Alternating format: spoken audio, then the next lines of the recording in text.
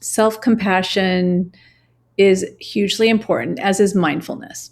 And oftentimes, if we try and instruct people to have compassion for themselves, have self-compassion, or be mindful, apply mindfulness, or, embrace the mindfulness mindset, it's really difficult for them.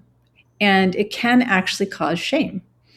So, one of the things that's really nice about IFS is that it kind of offers a way to get there that isn't just an instruction to have self-compassion when a system isn't ready for it. And then you're right, people can end up experiencing more threat and more shame. Welcome to Therapist Uncensored. Building on decades of professional experience, this podcast tackles neurobiology, modern attachment, and more in an honest way that's helpful in healing humans. Your session begins now with Dr. Ann Kelly and Sue Marriott.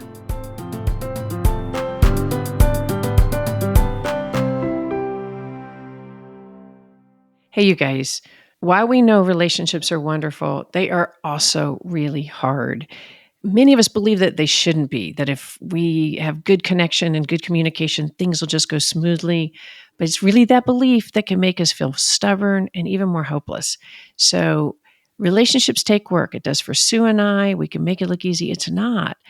And one of the ways is because many of us, we differ. We differ in what activates us, what makes us feel threat, the expectation, and it's these differences that are held in our body, not our thoughts.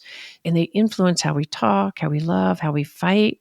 So holding that belief, if he or she or they could just understand me, if they love me, they do something different, is not really true. And we're talking about relationships with your partner, your teenager, your mother-in-law. So Sue and I have created an online course that can help you understand yourself and those you love in a different way. This is not just for therapists, it's for everyone. Although the good news is if you're a therapist, you can get CEs along the way, and all of you can use the visuals and the worksheets individually, or you can even use them in your own private practice. So while the course is based on our book, Secure Relating, Holding Your Own in an Insecure World, it is definitely not a replication of the book. We talk directly to you.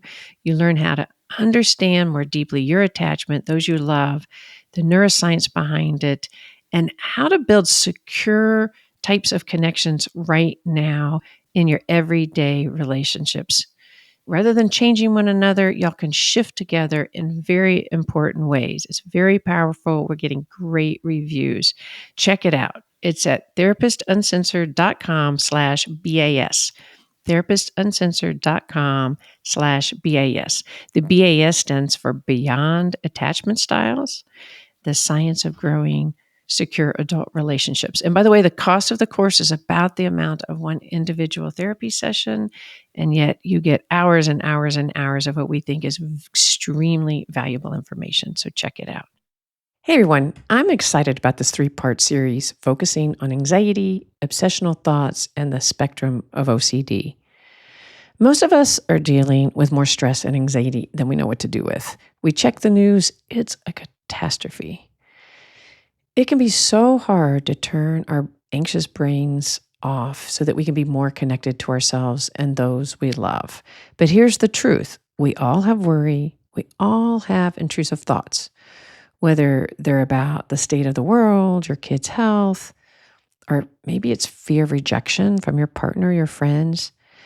The question isn't whether we have them. It's when we do. When do they cross the line from normal to something that becomes a problem in our lives or even becomes obsessive, compulsive, and even debilitating? So this series is about understanding that difference and what to do about it. In the first episode, I talked to Dr. Jonathan Abramowitz. He's one of the leading researchers and clinicians on OCD and anxiety disorders in the country. And in this episode, John and I discuss what intrusive thoughts are. He not only helps normalize them, but openly shares types of thoughts we have that we all have, but we're kind of scared to admit it because they're not who we are, but they're actually really common. So I think this discussion alone is worth the listen, but we cover so much more. Jonathan dives into when such normal worry and thoughts cross the line into OCD territory and takes over, even becoming bullies to us, our thoughts becoming bullies. We discuss the broad spectrum of how OCD can manifest and how to distinguish OCD from the more rigid personality patterns that center more on order, control, and perfectionism. They're not the same thing. Anyway, most of our discussion centers on treatment. John comes from a primarily cognitive behavioral perspective. He discusses exposure and response prevention, ERP, which is the gold standard evidence-based treatment, not only for OCD, but other types of anxiety. And then in our second episode, you'll hear from Allie Kristen. She is a marine biologist, and I love this, a penguin expert who has lived with OCD for nearly 20 years. So Allie shares in this episode her personal journey with OCD, from childhood symptoms to her diagnosis at age 12, her experience in therapy, and most importantly, how she's continued to independently manage and work with her OCD in her daily life. So she talks about the tools that helped her most, including just how she continues to reframe her relationship to the obsessional parts of herself. Anyway, I love talking with her. She talks about integration, not eradicating this part of her. And then our final episode, we hear from Melissa Mose. She's an OCD specialist and therapist who integrates internal family systems, IFS, with traditional ERP treatment. Melissa brings an attachment-focused relational lens to obsessional thoughts and behaviors and her OCD work. So looking at the protective parts, the wounded parts, and how to work with the whole person, not just the symptoms. So she addresses how OCD shows up in families, how partners unknowingly enable it, and how healing happens when we approach OCD with compassion rather than force. It's such a powerful conversation. I learned so much. I think you will too. So listen to the whole series, or just independent. They don't have to go together. All right, let's jump in. Today, my guest is Melissa Mose. She is an LMFT in private practice and a specialist in OCD. Welcome, Melissa. I'm so happy to have you on the show today. I'm really happy to be here. Thanks for having me. Just to fill you in, our last episode, we kind of did a deep dive on OCD about like what it is, what it isn't, how does it differ from OC personality disorder, the way it shows up for various individuals. And as we go along, I would love your thoughts on any of that. But today, I'm excited to have you on the show to talk about treatment and interventions. You've been treating OCD in your practice well over a decade, right? Yeah. That's almost all I treat these days. Is that right? And you've just recently published a book entitled Internal Family Systems Therapy for OCD, and it's a clinician's guide, right? That's right. Yeah. Okay. Yeah. Working on another one for the public, but that one's for clinicians. Well, I love it. It's perfect timing because we're going to talk to both. We're going to talk to clinicians out there, therapists and censors, and lots of public interested learners. So this will be a great toggle, if you will. Perfect. So I want to dive in on what you see now as the most effective treatment in your experience. And if we could just start with like, what is the most common, the most primary treatment for OCD right now in your experience? Well, that's important because there's really just one treatment modality that has the most research and has been shown to be the most effective, and that's exposure and response prevention, which is essentially the B in cognitive behavioral therapy in CBT. So ERP has been really shown to be effective, whereas prior to its discovery, OCD was considered untreatable, but it's really not. And ERP is highly effective. And unfortunately, it's not that available. And, a lot of people don't end up getting diagnosed with OCD soon enough. And a lot of people also don't get referred to effective treatment. But I can say more about what ERP actually is. Yeah, let's dive into it. And I agree with you. As a therapist, it is really hard to know sometimes. It's easy to miss somebody struggling with OCD symptoms and to underdiagnose or to miss it or to not get the appropriate treatment. So I'm really excited to hear your expertise on it. Great.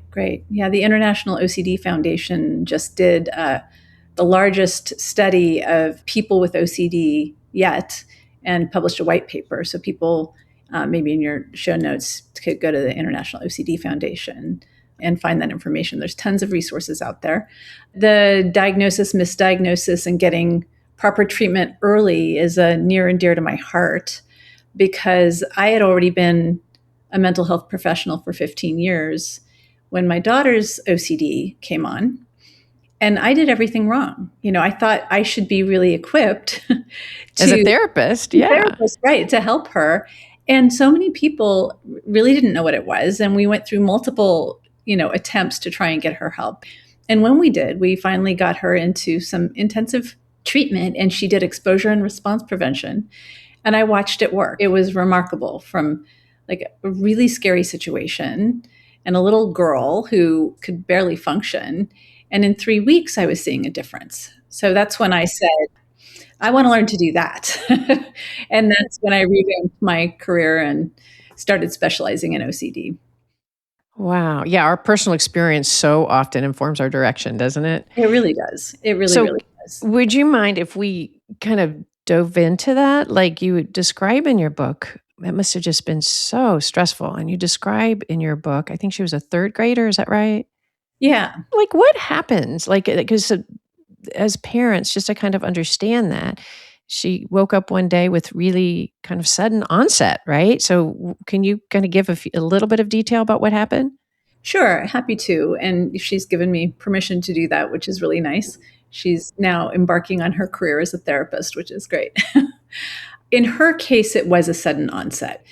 Most of the time, there are symptoms and they might come on, and then kids get a little older and hormones hit somewhere in the 11 to 14 range. And the onset comes on and it's really, people can say, oh, I can see where that came from. With her, it was, she woke up one day a different kid. It's a more rare situation, but she had what's called pediatric autoimmune neuropsychiatric disorder associated with strep, and they call it PANDAS. Now that's been expanded to PANS, which is sort of a broader spectrum of those onsets. But it was an autoimmune response, is what you're saying. Yeah. It was, okay. Antibodies attacking the basal ganglia in the brain. And that causes OCD because OCD is very brain-based as a disorder. It does impact a specific circuit. And I watched that. I watched the neuroinflammation, and I'm not an expert in the medical end of things, so I may butcher those things, but I watched that happen like that. And so it was very severe. It was very scary. It took us a while to figure out what was going on. And it does get better, and it did get better. And so I want to give people who experience this some hope as well. When it's diagnosed early, people are kids are very capable of working with this in a behavioral way that essentially rewires the brain. And they can learn to lean into uncomfortable feelings and anxiety. And that's kind of the crux of it, of this kind of treatment with OCD as opposed to most anxiety disorders. In general, if I'm anxious or you're anxious or somebody's generally anxious about real world things, we might teach grounding exercises or breathing techniques, and we teach them to help regulate their anxiety. With OCD, we do the opposite, which is to intentionally provoke the anxiety and help people learn that they can experience the natural ebb and flow of anxiety. Anxiety will come down if they don't do compulsions. And that's the essential learning mechanism underneath OCD treatment, is that the compulsion short circuits that process. And so anxiety goes up and you do a compulsion to bring it down, and the brain learns, oh, we have to do that. And it becomes this very sticky loop. And so ERP is about exposure to the thing that provokes anxiety and response prevention, or ritual prevention, essentially. Don't do the compulsion and learn that it's going to be okay. The feared catastrophe will not occur. So that's the crux of it, is being able to be with the anxiety. You mentioned that with your daughter, that was really painful to watch her go through that. If there was a particular anxiety that you wanted to share that you watched her having to be exposed to, and I imagine as a parent, that must have been really stressful to know that she's getting exposed to the very thing that is really stressing her body, and that was being encouraged so that then she could extinguish it. Right. Can you share kind of an example of that and how that was as a parent to watch that? That was excruciating. I mean, it really was. And if it hadn't been so effective, I don't know what I would have done. There were a couple of things, and I'll mention both of them briefly because I think it's useful. For her, and with a lot of kids who have this particular kind of OCD, it became food related. And the way it started was we'd been baking cookies, the kind that you roll up and put in plastic wrap in the refrigerator and chill the dough, and then you slice it and roll it out. And so what it started with was, did I swallow plastic, mommy? How do you know I didn't swallow plastic? Would I be dead if I'd swallowed plastic? How long would it take for me to die if I swallowed plastic? How would I know? Like, not just like a few questions, hours, and continuing to come back to that. And so then food became a scary thing. Like, if I eat that, if there's a spot on it, is it going to kill me? So part of the exposures that she went through in treatment were to bring food. She became picky about what, she was already picky, but she became really picky about what she was eating. And if it didn't come prepackaged, she didn't want to eat it. So we would bring things that, like a sandwich made at home, and it would sit out, and she would have to eat the food that she thought was maybe going to kill her. And I just would sit there, and I think partly because I was a therapist, I was pretty involved in the treatment, and I just would watch the tears pour out of her little eyes, and she'd eat the sandwich and she wouldn't die. And that was the treatment. And you saw it getting better, so which helped you have the strength.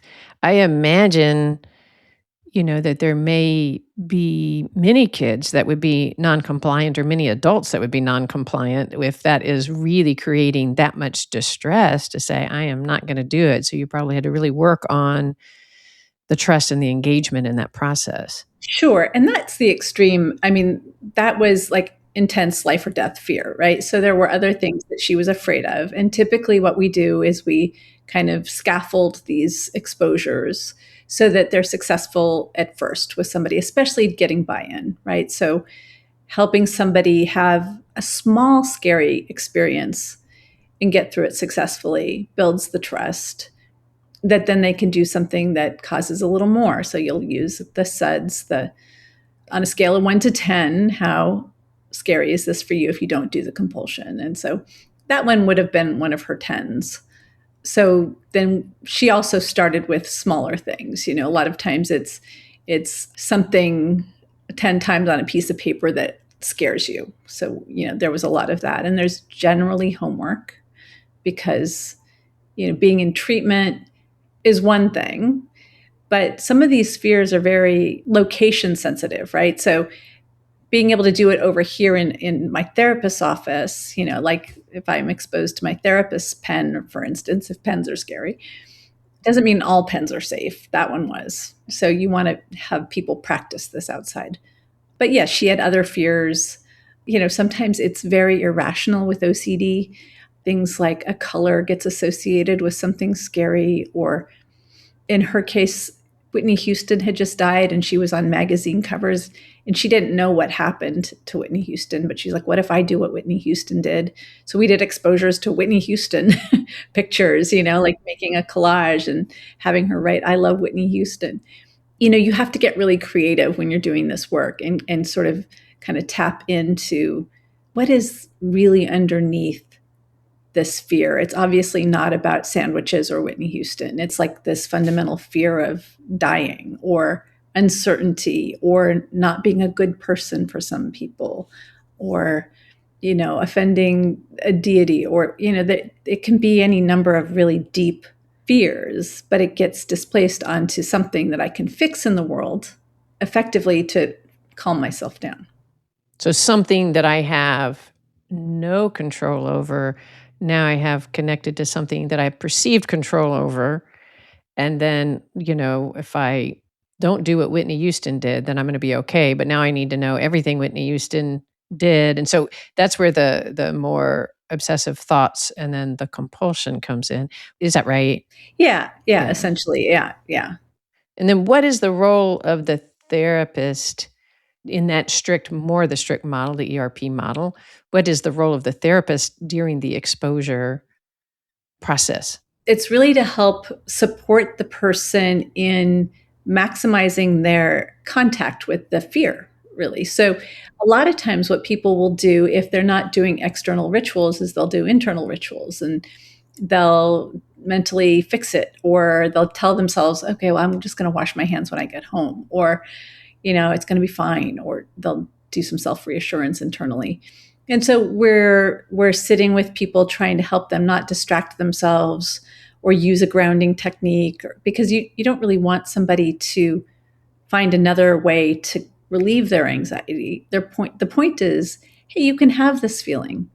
Anxiety isn't dangerous. We're wired to feel this. This is part of the nervous system. You can be with this feeling until it settles on its own. And so it's really kind of coaching somebody through that and being with them to support the process. And some therapists who are following more of a protocol will chart it at various increments during the exposure.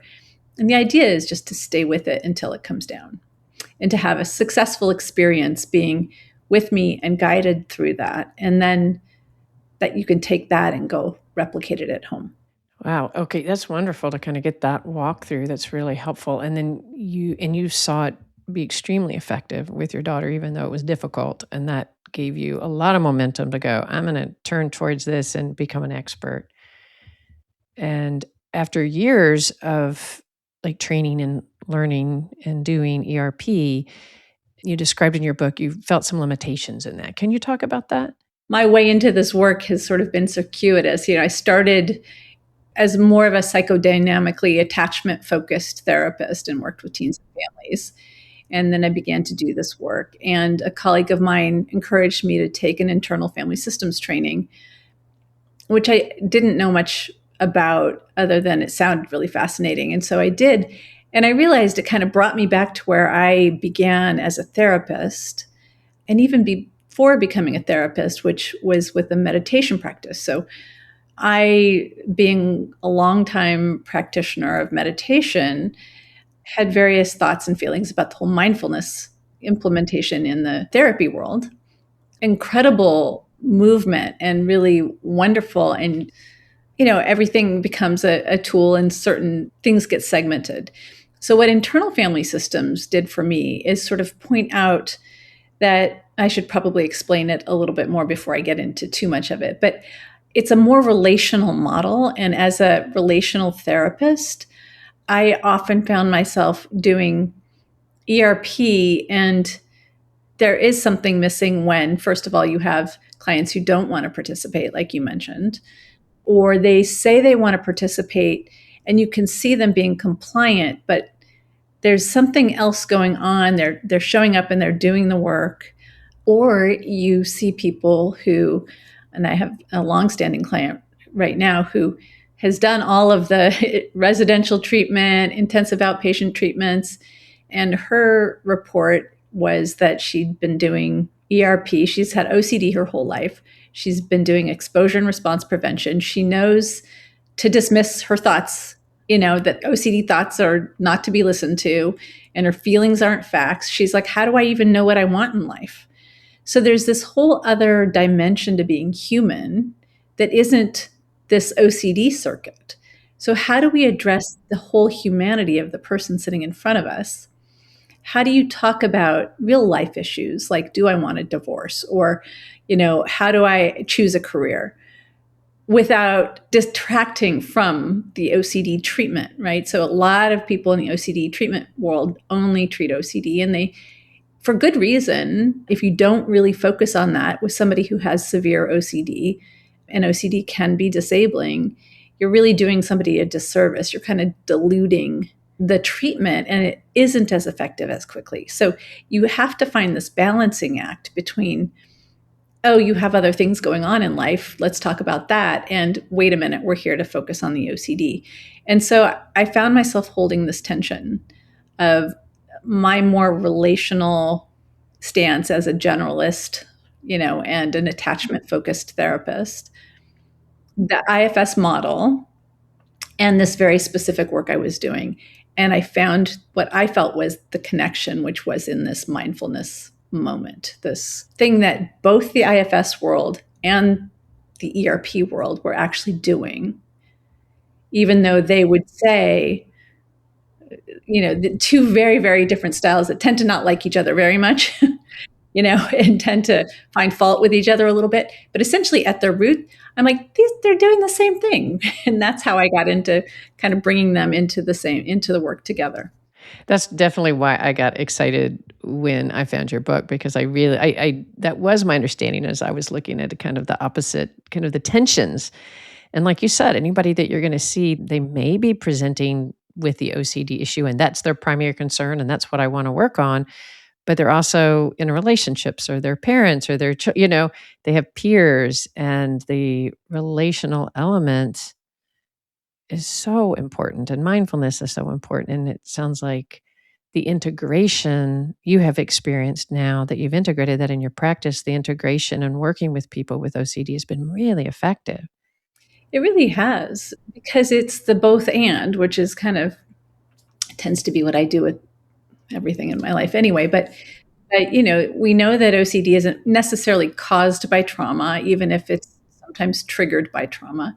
I will say OCD is traumatizing often. It's like all these thoughts that come in are scary, and all of the ripple effects from the limitations in life. But there's always a tension between how to deal with the trauma and the OCD and which comes first. And what I've found is with internal family systems, we really can do both at the same time. And it has been really effective. It's also really effective because it allows us to be really experience near and really curious about things that are going on in a person's life without engaging the content of it per se, and without triggering the OCD circuitry in the loop. So it's a very experiential kind of therapy. It's not talk therapy. It's not a lot of the things that are ineffective with OCD. It's not. It really kind of overlays, and it can be a lens through which you do ERP, which is how I practice. So when you said talk therapy, if somebody has OCD and somebody's not recognizing it, or let's say they're not in a therapy office, and a parent or a partner is saying, that doesn't make any sense. Do you see the irrational parts of this? You know that if you quit doing A, B is not going to happen. Or a therapist trying to help bring rational thinking, that can be really powerfully shaming. That could be in an unintentional way, from a very loving, caring way. And OCD is really often connected to shame as well, has a big shame component. Is that how you see it? Huge shame component. And that will probably be the third book. But at any rate.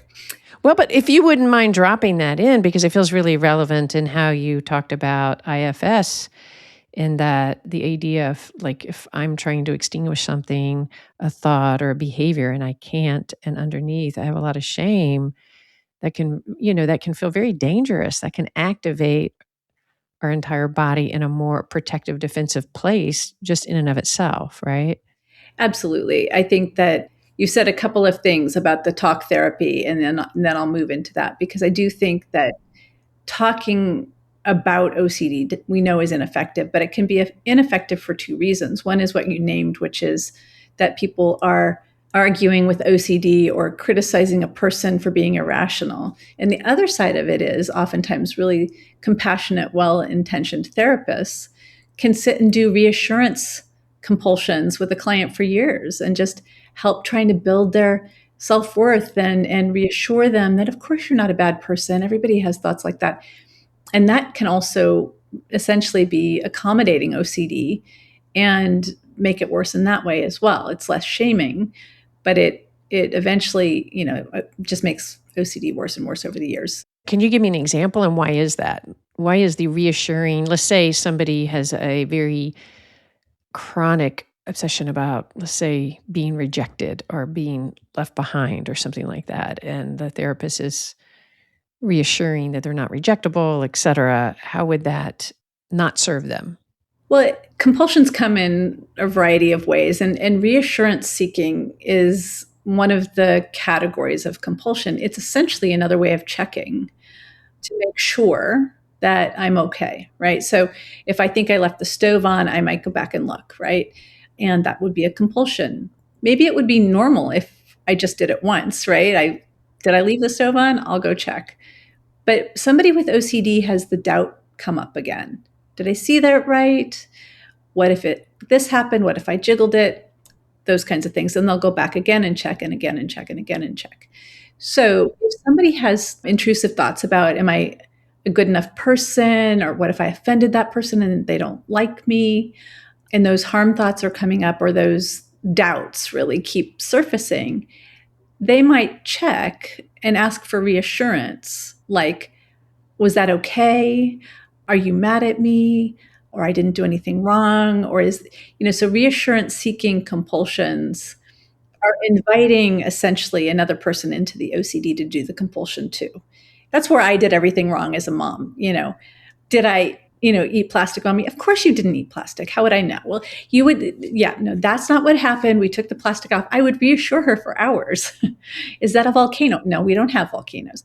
You answer the questions out of the goodness of your heart because it is reassuring, right? It's not that and you should want to relieve that momentary, it makes so much sense. You want to relieve that momentary feeling. I think of this in partners. I see this in partners. It happens. The reassurance. You do love me, right? You do find and so what you're saying is that if somebody's chronically reassuring that they're participating in the compulsive behavior because they seek it, then we give it, and there's some relief in that, which actually can exacerbate the desire. I mean, I guess it's not the word exacerbate, or is that right? That is, it at least reinforces the negative reinforcement loop, right? So I got relief when you told me I was okay. So I'm going to ask again next time I feel anxious, instead of learning that I can be uncertain and still keep acting and moving in my life, right? So, and people sometimes will use therapists in that way, or come to therapy and confess every bad thought that they ever had that week or whatever. And if the therapist doesn't call the police on them or look appalled, then they get reassurance that, okay, it must be okay. And in that way, they become kind of dependent on the reassurance. And that could really, for a therapist or a partner, well, let's stick with a therapist. That could be you go into therapy because you want to be helpful and you can provide that relief and you see it happen and then they come back. So at what point can a therapist start to go, wait, is this how would you differ from maybe a preoccupied attachment that is looking for the connection and the kind reassurance versus OCD, kind of now I'm involved in a more compulsive cycle with them? Well, and as an attachment-focused therapist, I will say this is like one of my soapbox issues, which is not that we should never be reassuring. Right. We don't want partners out there going, don't make me reassure you. That's your issue. Yeah. So how do you distinguish between that as a partner or a parent? When is it that you are giving loving, caring attachment reassurance versus maybe engaged in this kind of way that we're speaking about?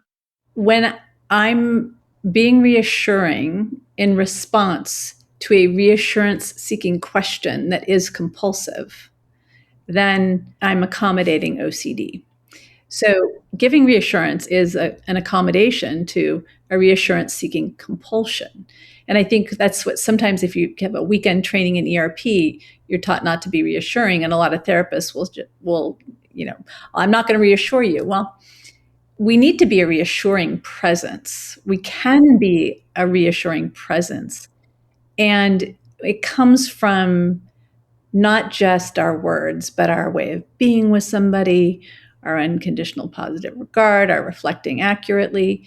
And we can even give reassurance one time because we choose to about OCD. In fact, sometimes psychoeducation is about, hey, this is OCD. You're not a monster. This is what OCD is. And that is reassuring, but I'm not doing it in response to a compulsive seeking of it.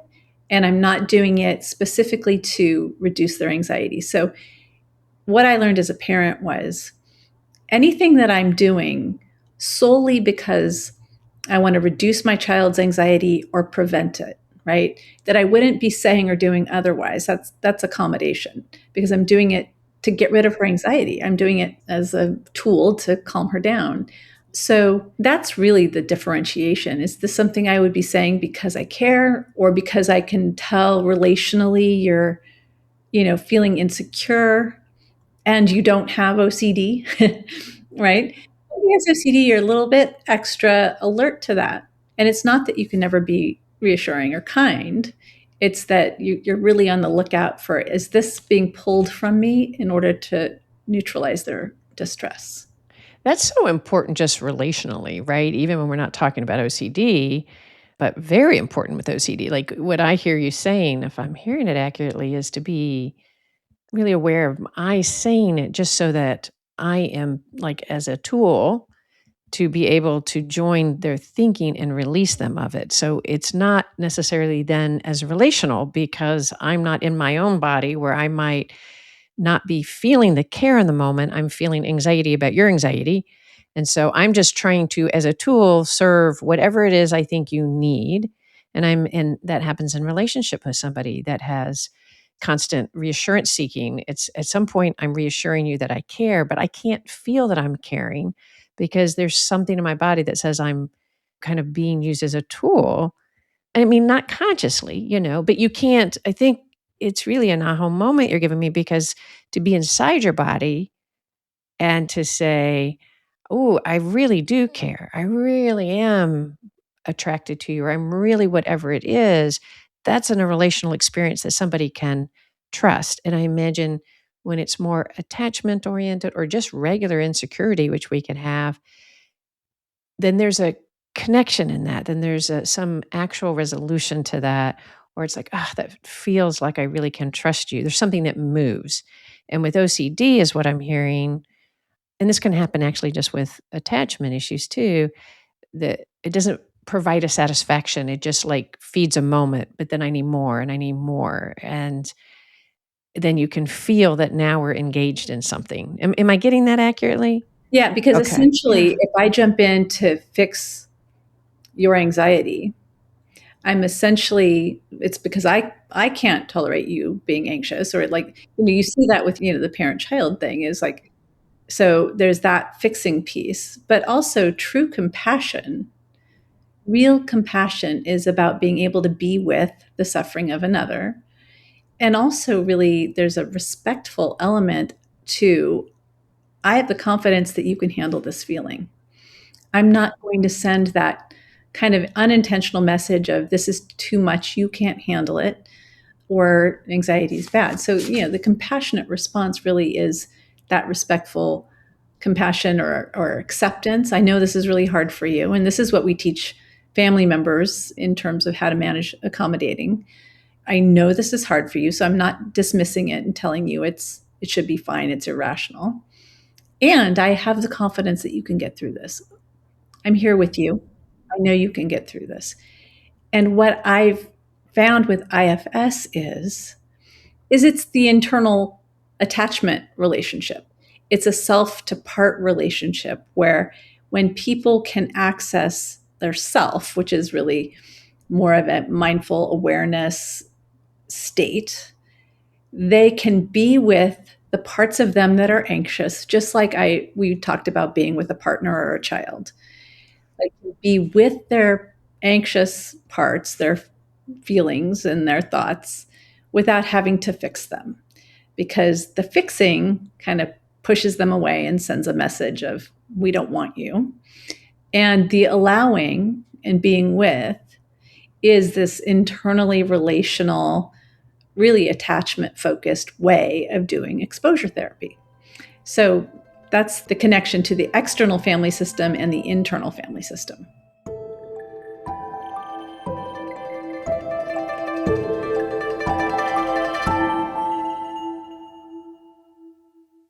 So Mudwater is a coffee alternative with 4 adaptogenic mushrooms and Ayurvedic herbs.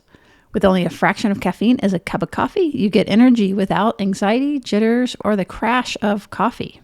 It leans on mushrooms in their blend of matcha and their blend for chai for sustained energy. Each ingredient was added for a purpose. The 4 mushrooms that they lean on most heavily are lion's mane, cordyceps, chaga, and reishi. These are all designed to support your immune system, to support physical performance, for alertness. They'll throw some turmeric in there for soreness. And turmeric, of course, is a little elixir in and of itself. And then some cinnamon for antioxidants. I cannot emphasize enough how delicious it is. It's interesting. It feels really good for your body. And most of us, even if you're eating pretty healthy, getting a wide range of mushrooms into your system and into your nervous system and your immune system is just good for you.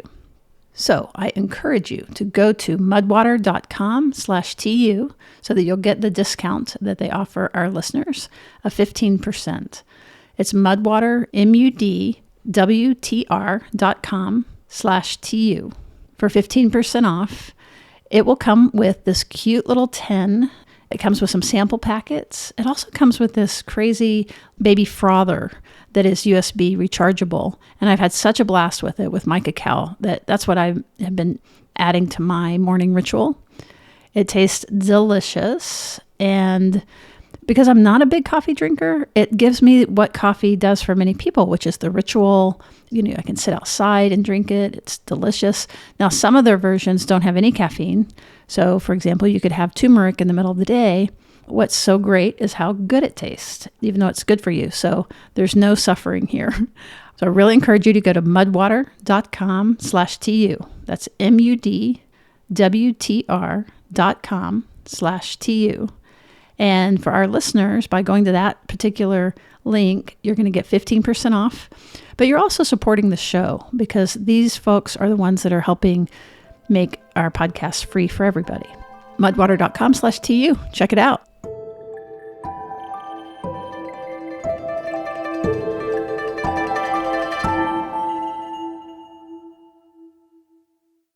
Well, let's talk a little bit more about parts. For those, we have had episodes on IFS, and for those that want a deeper dive, I'd really love to refer you to those. So we've had whole episodes specifically on IFS, but we want people to not have to go to listen to those to really understand all of what you're giving us today. So if you were going to summarize the parts and the most maybe essential part of IFS related to it, what would you say? I would say that it's normal to have a multiplicity inside. We all can relate to part of me wants to go do this thing. Another part of me knows I really should work. My gosh, can I relate to that part? I have those two parts struggle all the time. I want to go to the gym, but I need to work. Part of me wants this, part of me wants that. Right. So that is normal. And these patterns, they're kind of like states of mind that recur enough that they're familiar, right? So I have a people-pleasing part that really doesn't like to make people mad. So that's a familiar aspect of myself that I know about, and sometimes it's more functional than others, right? Sometimes it's like I really need that part to sit back and say no, right? So I can be aware of these patterns, like patterned ways of being. And so the short nutshell is that we tend to have parts that are protective and parts that are vulnerable. So you mentioned shame, and so I don't want to forget that you did ask me to talk about that a little bit, but like shame is one of those parts of us or feelings that we don't like to have. And so we have parts that are a little bit more vulnerable, a little more open. When somebody says something critical, they tend to feel bad. Like, oh, was I bad? Am I bad? Or guilty, right? Or scared, or any of those really sensitive, vulnerable emotions. We don't lead with those in life. We have parts of us that try and protect us from that by being proactive and, organized on time and hardworking so that I don't have to feel bad, or reactive. So when I feel bad, maybe hurt or something, maybe I yell at somebody so I feel better, or I react in some way, or I soothe myself in some way and kind of take myself out of life. And so those are the protectors, the managers and the firefighters. And then the exiles are the parts that we kind of push away and don't want to feel. So the managers kind of manage these are all parts of our protective system, is what you're saying. And so the managers are what maybe would keep us like protected from too much vulnerability, especially if I grew up and vulnerability was unsafe. and being vulnerable feels very threatening, then I might have a big manager component that says, I think I'll fawn a lot, and that way you can't reject me. Or the minute I start to be exposed for doing something wrong, this feeling of vulnerability takes over. And then I feel a lot of shame. Oh, I'm so bad. And then the firefighter, tell us a little bit more about the firefighter. That's that protective part of us that jumps in. Yeah, really reactive, kind of just like a firefighter. They come in to put out the fire, but they might have to break down the door and knock over a few lamps in the process. It's like so it's quick response fix, and often can get kind of extreme, like addictions and using substances to soothe, or anger to soothe, or self-harm to get us out of that vulnerability. And then the exiled part. Yeah, would be the part that's getting pushed out.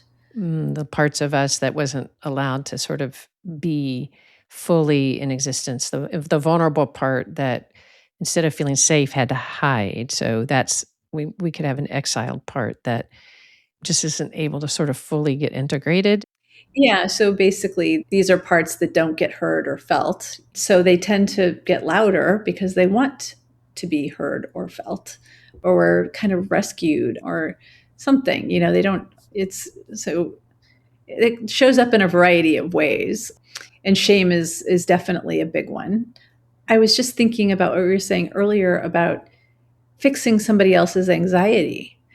So if you have a particularly, a parent who jumps in and tries to prevent children from being anxious, I think about the helicopter mom, or in the playground, the mom who's following around, that tends to create like this sense of, oh, I can't feel anxious. So the child develops a way of avoiding or fixing their own anxiety because anxiety was threatening to a parent, for instance. So they sense, oh my gosh, anxiety bad, because my mom's working so hard to keep me from having any negative feelings. It must be really bad to have negative feelings. Would that be an example? So it's better for me to have all these strategies to avoid negative feelings, because it must be really, really threatening if my mom has to protect me so much from having them. And, or maybe I'm going to believe, I can't handle them. I'm not, my mom has to, somebody stronger than me has to handle them because I can't handle them. Obviously, my mother doesn't think that. Is that an example? Yeah, really well said. And then I'll just briefly say that the self is when we were talking about, the part of me wants to do something and another part of me wants to work. The me who can be aware of those parts is self. And self energy has these qualities that the founder Dick Schwartz referred to as the 8 C's, which include things like compassion and confidence and curiosity and a sense of calm and courage and creativity and all of these qualities that you can feel in a secure attachment, really, with someone. The words slow down, the bodies regulate. We're in that, what you would call the green zone, right? We're regulated, we're good. And so self has those qualities. So when you can help somebody with OCD believe, maybe just on faith at first, that they actually do have a self. That they're not all OC, they're not all their obsessive thoughts or their compulsive behaviors, that they have a secure sense of self in there as part of them. Right. I've worked with clients who were just like, I'm not buying it. That just smarmy. It's just like too Hallmark card. I have no idea what you're talking about. And then time goes by, and this one young woman in particular, she's like having an IFS book club with her friends and and saying, when you have yourself available while you're doing an exposure, it makes all the difference. And it's really powerful. So this model just really maps onto what we're doing in ERP beautifully. And I think of OCD, there's some struggle around this in the OCD community because it sounds so different from ERP, but the idea of OCD being a part isn't really what I hear from my clients anyway. We have obsessions and we have compulsions. And so we have obsessional parts that engage in obsessions, that do all of the same kinds of reasoning errors that we see with obsessions, like overestimation of risk and feeling overly responsible and sounding the alarm bells and kind of acting like a helicopter mom. Look out, don't touch this, on guard, trying to prevent. Wash your hands, because you're imagining that you're helping them prevent catastrophe by washing their hands or being careful. Right. Those are parts, you can sort of think of them that way. And it's a really convenient shorthand that helps people identify their obsessional thinking. And then you have compulsive parts that are like, oh, I can fix that. Just wash. Oh, check again. We'll just do it one more time. And so the compulsive firefighters jump in and fix it. And these two work together really closely. I think that obsessional manager parts recruit firefighters. They'll escalate, escalate, escalate until that firefighter jumps in.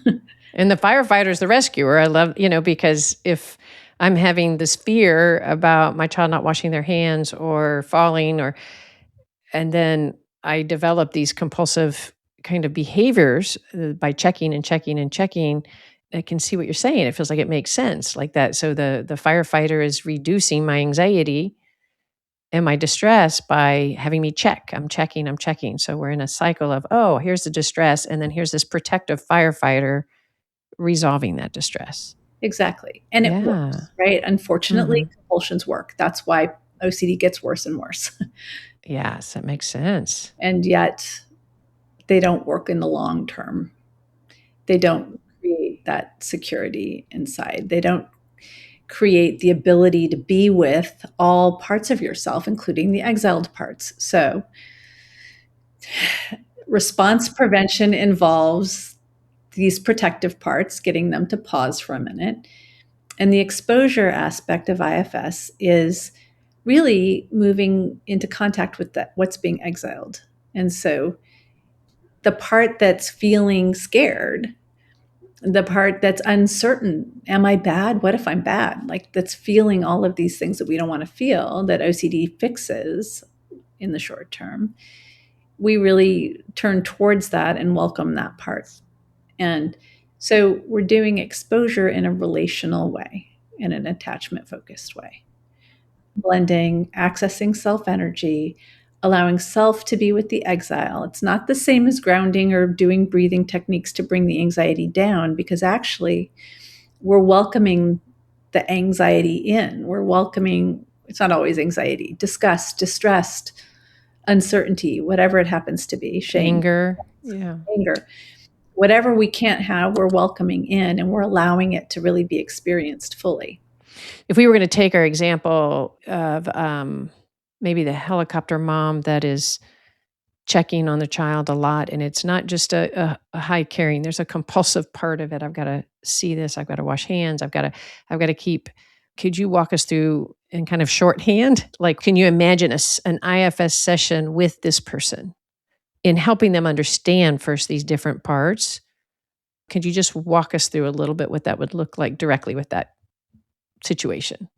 So if we're talking about, because there's two levels of this, right? We might be working with a mom who's actually a helicopter mom, right? And so we'll do that. But obsessional thoughts kind of act that way in the head anyway. So that mom is probably having all kinds of what if thoughts, or alarm bells sounding when their child gets too close to the stove or is playing in the dirty sandbox or whatever the fear is, right? So this mom will have an obsessional part that I call an obsessional manager, because it's managing, trying to prevent bad things from happening.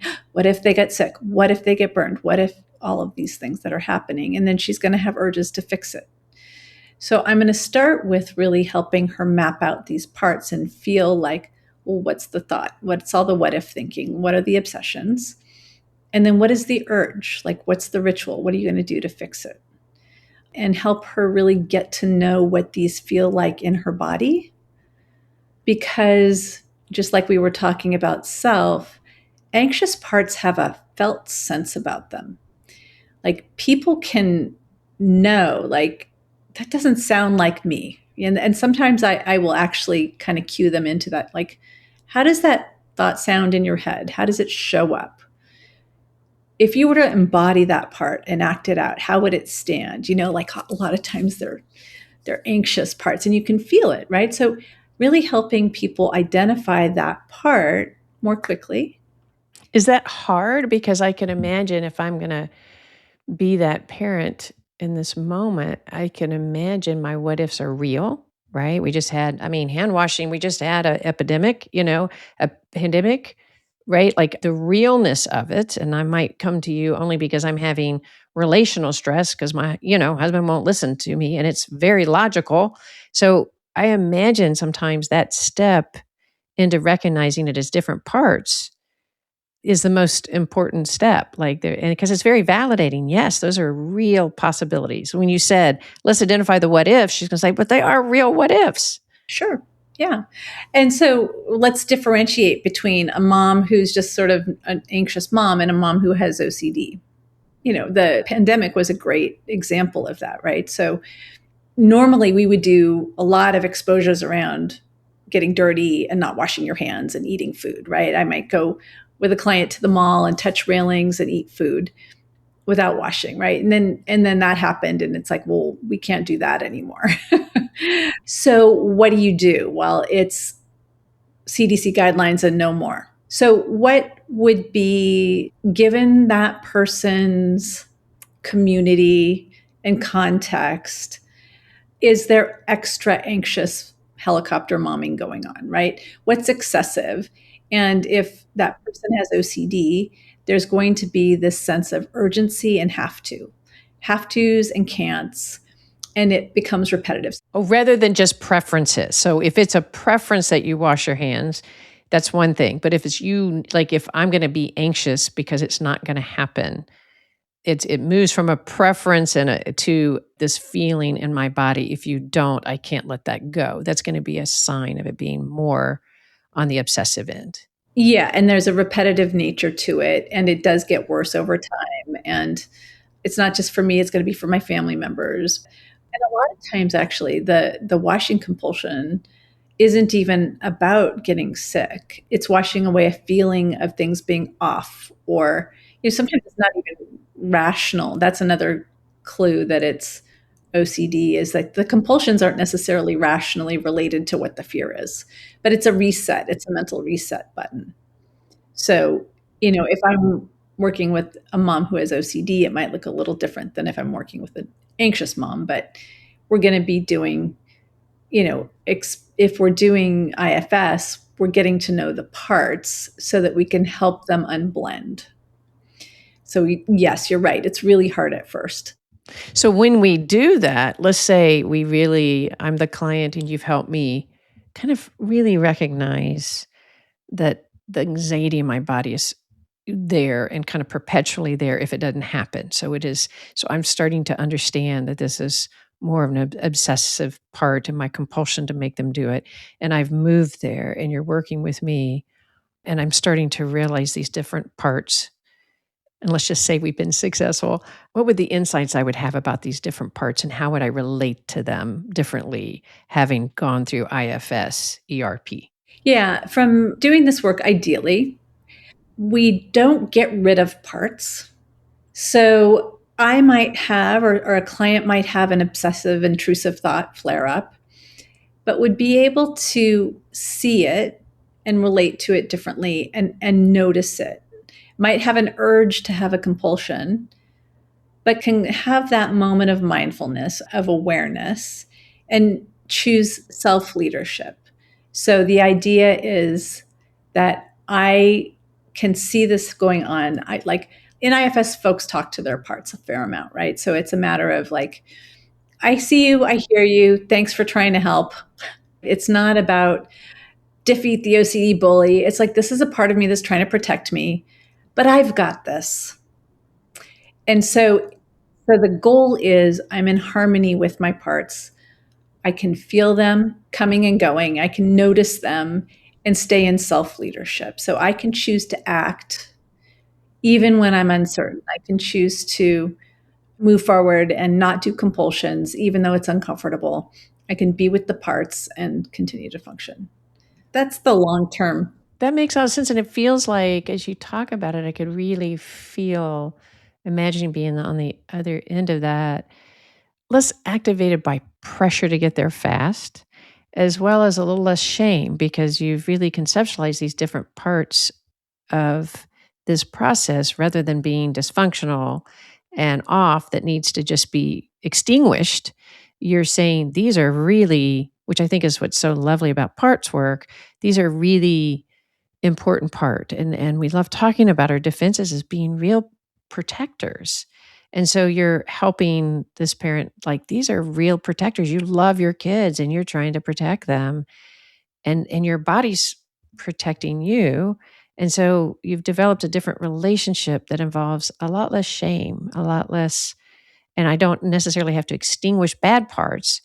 I have to really step back and know I have a secure part that could really get to know these other parts and offer my exile part a little bit more room to come in. Right. It brings more wisdom, it brings more compassion.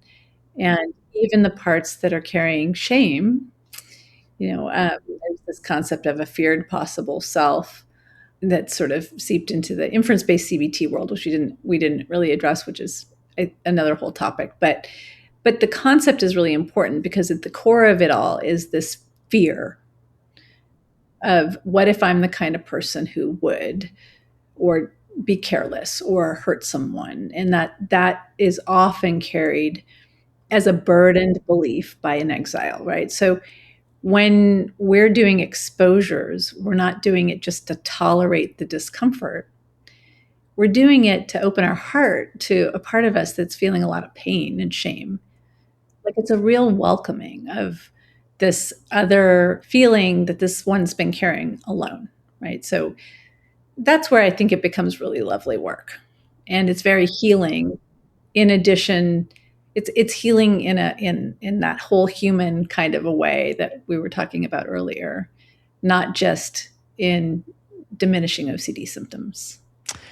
You just really helped me understand that. I really love the way you just described it. I'm for some reason really want to come back to this parent and that I can just all of a sudden, it's not just that I'm this overbearing parent that needs to stop doing something.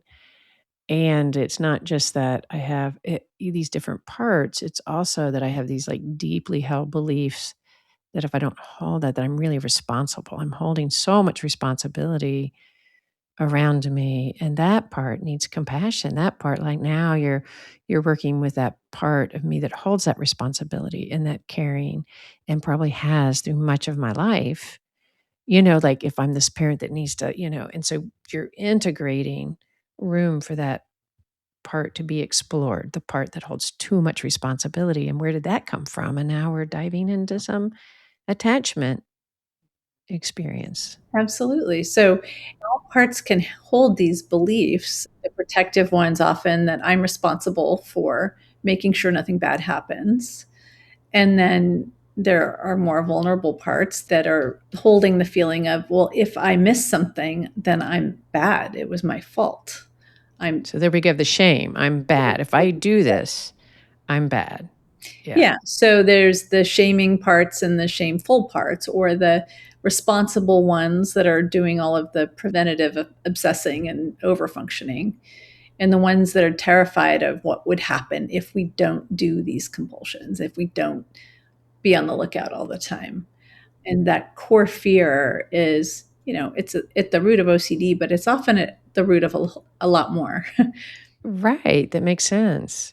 It's at the root of, like you said, anybody in your office that's dealing with OCD is also dealing with life. And that is integrated not just in those one worried behaviors, but it's how we relate in our relationships or how we relate with ourselves or our friends.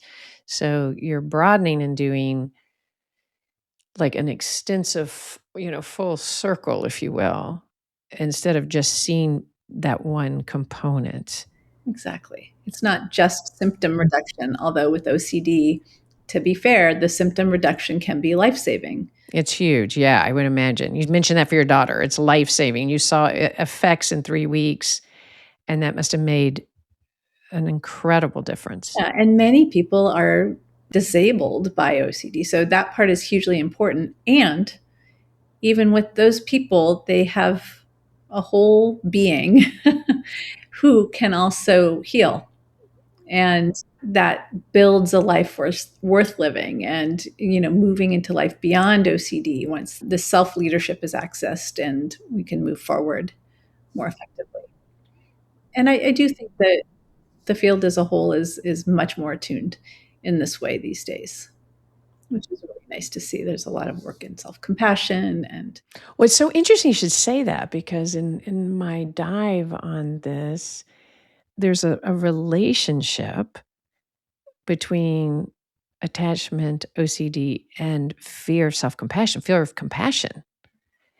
And that was kind of a light bulb for me, right? Like, and not in the attachment work. We see that so often, right? Like this fear that I don't deserve compassion or I can't give compassion. And so when we go as therapists and try to work on somebody having compassion first, and sometimes in the mindfulness work, we're like self compassion, it's really important to know that sometimes for people that actually incites a sense of threat because their body does not feel comfortable feeling compassion. Is that accurate? yes. Can you say a little bit about that before we close? Yeah, I think that self-compassion is hugely important, as is mindfulness. And oftentimes, if we try and instruct people to have compassion for themselves, have self-compassion, or be mindful, apply mindfulness or, embrace the mindfulness mindset, it's really difficult for them. And it can actually cause shame. So, one of the things that's really nice about IFS is that it kind of offers a way to get there that isn't just an instruction to have self-compassion when a system isn't ready for it. And then you're right, people can end up experiencing more threat and more shame. Can you say a little bit about that? Like, what is, I kind of read a little bit about sort of instead of looking for self compassion, maybe reframing it as self leadership? Or what do you see? What are some ways through IFS that you can kind of go alongside of that part of the self compassion if somebody's struggling to be able to have self or other compassion? IFS is a constraint relieving model. So what the method is what's in the way? How are you feeling towards what's going on? I hate it. Okay. Then you turn towards the part that hates and you acknowledge that part.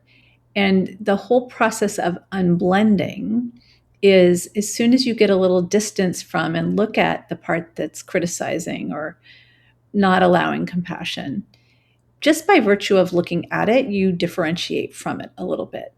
And it's developing this unblending skill, this ability to differentiate from the parts that are blocking your self-compassion, little by little, layer by layer. And, the discovery was that even the most hardened criminals have like a compassionate nature in there that they can discover. So when we help people unblend from whatever's blocking it, little by little, you get to this point where how do you feel towards that part of you? Well, now I'm feeling concerned or I feel care or, even just curiosity. Some quality of self energy will emerge. And from curiosity, that's an open stance, right? We can sort of get to more of the qualities of self. So that's the approach to it. All right. Melissa, this has been so enlightening. And I feel like I have just gained so much from your book and from our topic and our discussion. And I so appreciate you coming on to our show. Well, I really appreciate you having me. It was a lot of fun. This was a great conversation. So thank you. And if somebody wants to find you, we're going to put some of the things you mentioned in the show notes and anything you think that would be a resource for anyone out there who is a therapist or is somebody just dealing with OCD themselves or maybe their child. How might they find you or any of the information you have to offer? Melissa Mose, MFT.com is my website. So I've got a lot of resources on there. I also have an IFS for OCD website. But I really would encourage anybody just learning about their OCD to go to iocdf.org. And the International OCD Foundation is just a treasure trove. They've a lot of conferences, the first year I was dealing with this, I went to their in-person conference. They always have one in July, and it's just, thousands of people who get you. So I really encourage people to explore iocdf.org. Oh, that's so helpful. So that will all be in our show notes. And as well as I encourage everybody to check out your book. Again, remind us the title. Internal Family Systems Therapy for OCD, Clinician's Guide. And then at some point, it may be a bit, I just missed my deadline. There will be a workbook for individuals, and I'm working on getting some worksheets available too. So. Oh, that's wonderful. Oh, so they can go to your website and kind of stay tuned for when that comes out. And how's your daughter doing? Oh, she's doing great. Oh, good. She just graduated from college in June and is exploring going to grad school to become a therapist, which blows my mind because, she really wasn't too fond of the whole therapy thing for a while. I can relate to that. That was the one thing I said I would never do when I was a child. I would never be a therapist. So that's kind of funny. I can relate to that. Well, I want to tell her thank you I know that she gives you permission to talk about her story, which is really wonderful and courageous. And I think it just gives insight and hope to so many. So I want to also do a shout out to her that she was welcoming of you talking about this. Yeah, that means a lot, actually. I think it's meaningful to her too. So, yeah, thank you. Okay, thank you so much for joining us. All right, if you enjoyed this conversation as much as I did, take a moment, rate and review it. That always helps people find us, but send it on to anybody that you think could gain from Melissa's wisdom. Sure appreciate you joining us, and we'll see you around the bend.